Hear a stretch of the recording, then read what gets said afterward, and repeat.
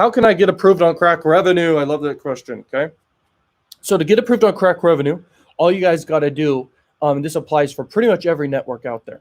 All you got to do is you just got to message. Just go through the process, message them if you want, and let them know you're going to send really quality traffic. That's all they care about. Okay. They care about you're going to send quality traffic. Now, another thing is, if you're from a country outside of a tier 1 country, sorry to say it's more difficult.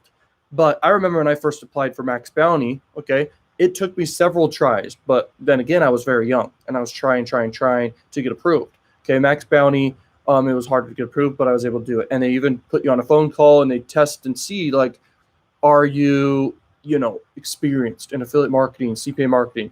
Crakrevenue, I don't remember if they called me. If they do call you, just be an expert. Like, know your stuff and tell them, hey, this is what I want to promote on your platform, and this is how I want to do it. You got to be specific, and they would like specific. They like specificity or something. That's what they like. Okay, and you got to do that.